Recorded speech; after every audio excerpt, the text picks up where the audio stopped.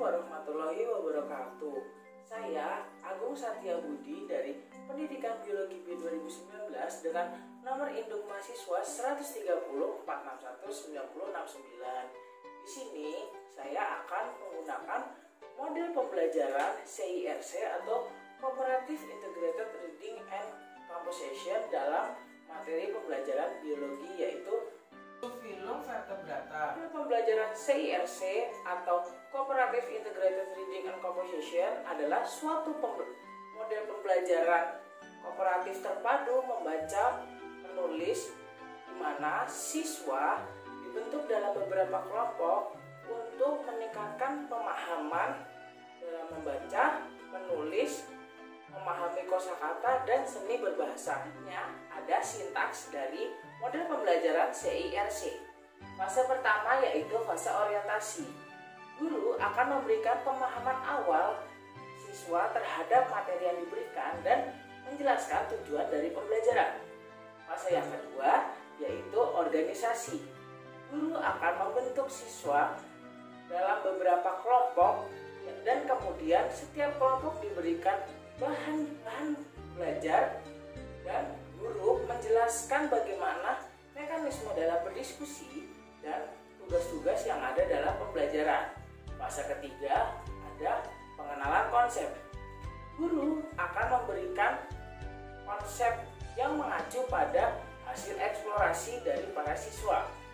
Nah, pengenalan konsep ini bisa didasarkan pada keterangan guru, buku paket, atau media pembelajaran.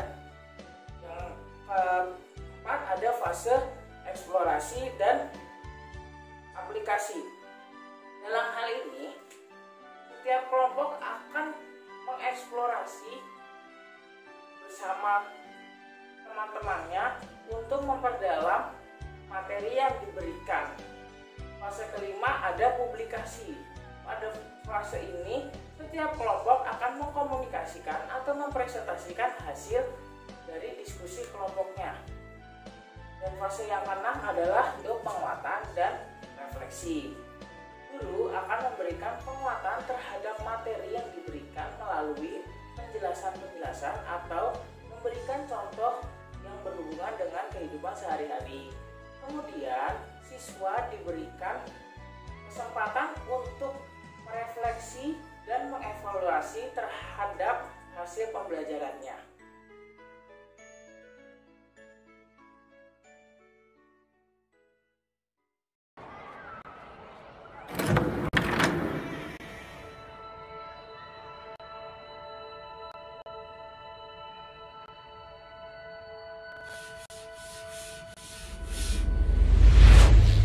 Assalamualaikum warahmatullahi wabarakatuh. Nah, gimana kabarnya anak-anak hari ini? Nah, sebelum kita mengawali pelajaran hari ini, alangkah baiknya kita berdoa menurut kepercayaan masing-masing. Berdoa dimulai.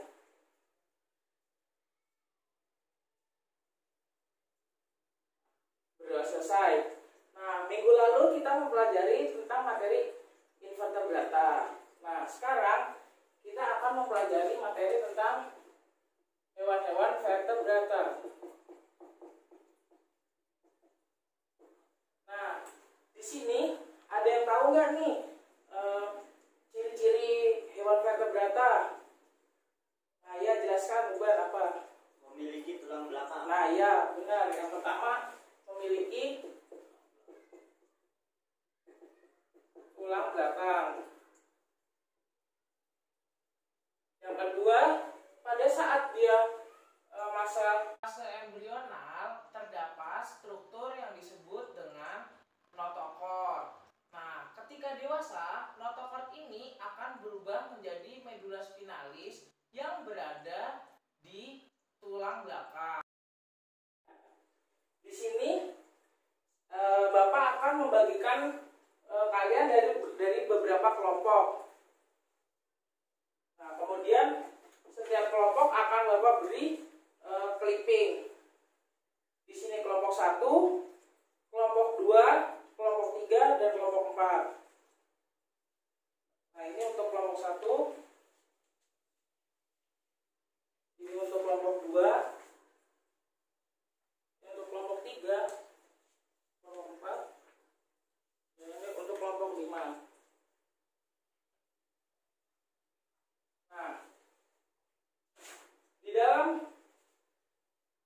vertebrata terdapat beberapa kelas. Nah, kelompok 1 mendapatkan kelas apa? Nah, mendapatkan kelompok Pisces. Atau yang sering dikenal dengan ikan. Yang kedua, kelompok 2 mendapatkan materi amfibia. Yang ketiga mendapatkan reptil. Dan yang keempat mendapatkan kelas Aves. Dan yang kelima mendapatkan materi mamalia. Nah, di dalam kelompok masing-masing kalian harus mendiskusikan ciri dari bagian yang kalian dapatkan, mulai dari Pisces untuk kelompok 1, kelompok 2 mendapatkan amfibia, kelompok 3 mendapatkan reptil, kelompok 4 mendapatkan Aves, dan kelompok 5 mendapatkan mamalia. Kalian berdiskusi selama kurang lebih 20 menit. Kemudian setelah berdiskusi, kalian akan mempresentasikan hasil diskusi kalian. Nah, sekarang sudah 20 menit kalian berdiskusi. Saatnya kalian yang mempresentasikan hasil diskusi dari kelompok masing-masing. Dimulai dari kelompok pertama, yaitu kelompok Pisces. Pisces, habitat di air. Alat pernafasan berupa insang, alat gerak berupa sirip, memiliki gurat sisi untuk mengetahui tekanan air dari hewan, termasuk berdarah dingin, berkembang biak dengan bertelur atau ovipar. Klasifikasi Agnatha merupakan ikan tanpa rahang, contohnya ikan lamprey dan hagfish. Kedua, Chondrichthyes merupakan ikan bertulang rawan, contohnya ikan hiu dan ikan pari. Dan yang ketiga, Chondrichthyes merupakan ikan bertulang sejati atau keras. Nah, dari penyampaian kelompok 1 ini, adakah yang ingin bertanya? Saya, Pak. Saya dari kelompok 5 pengen bertanya. Jelaskan perbedaan ikan Chondrichthyes dan Ostichthyes. Nah, oke, kelompok 1 apakah bisa dijawab? Chondrichthyes ikan dengan kerangka tulang rawan, sementara Ostichthyes memiliki kerangka tulang keras. Chondrichthyes tidak memiliki tutup insang atau operculum, sedangkan Osteoites memiliki tutup insang. Dan yang ketiga, Chondrichthyes memiliki tipe sisik plakot, sedang Osteoites memiliki tipe sisik sikloid. Nah, betul sekali itu teman-teman yang disampaikan oleh Subhan. Yang pertama, perbedaan dari ikan Osteoites dengan Chondrichthyes yang pertama, pada ikan Chondrichthyes itu memiliki susunan rangka tulang rawan, sedangkan Osteoites memiliki susunan tulang sejati atau tulang keras. Yang kemudian Osteoites memiliki operculum, dan sedangkan Chondrichthyes tidak memiliki operculum. Dan yang terakhir, tipe sisik dari Chondrichthyes yaitu plakoid, sedangkan tipe sisik dari Osteoites yaitu sikloid. Nah, kelompok 1 boleh duduk kembali. Terima kasih.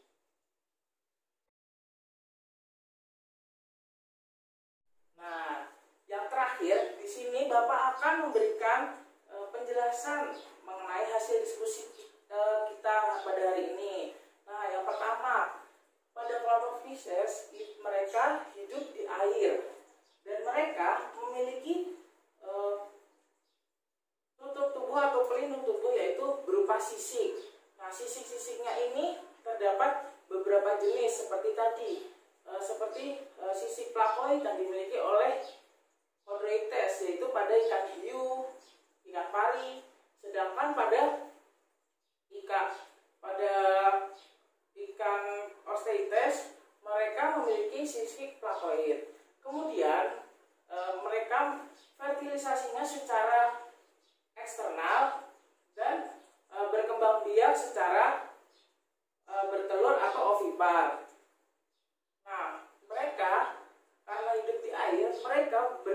bernafas menggunakan insang.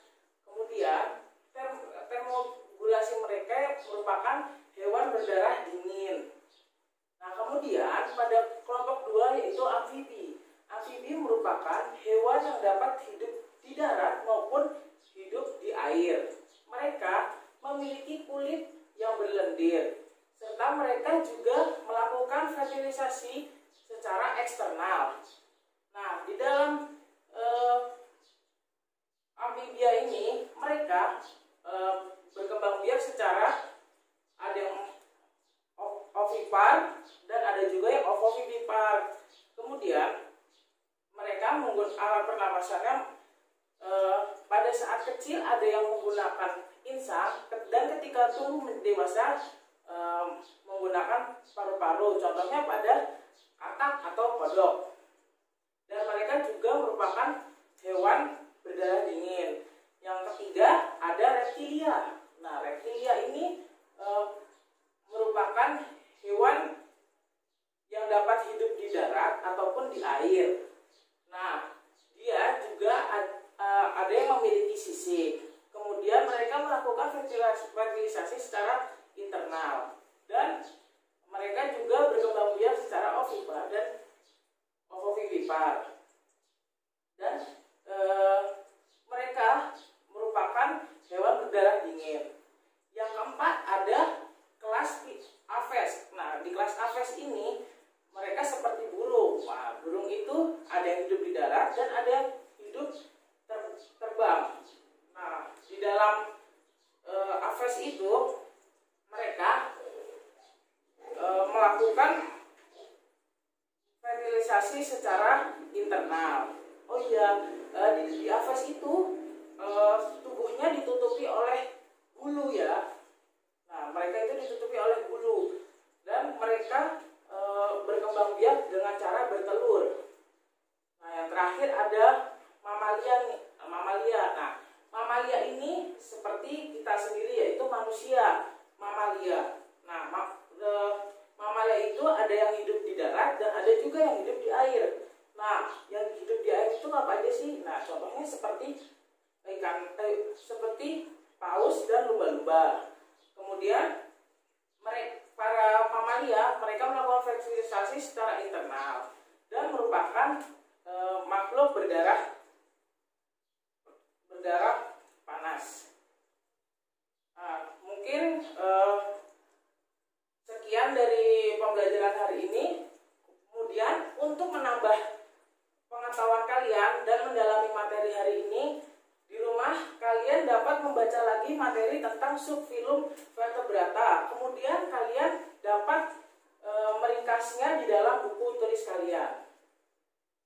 Sekian pembelajaran dari ini yang Bapak bisa sampaikan. Wassalamualaikum warahmatullahi wabarakatuh. Waalaikumsalam warahmatullahi wabarakatuh. Sekian model pembelajaran CIRC yang bisa saya sampaikan. Mohon maaf bila ada kesalahan. Wassalamualaikum warahmatullahi wabarakatuh.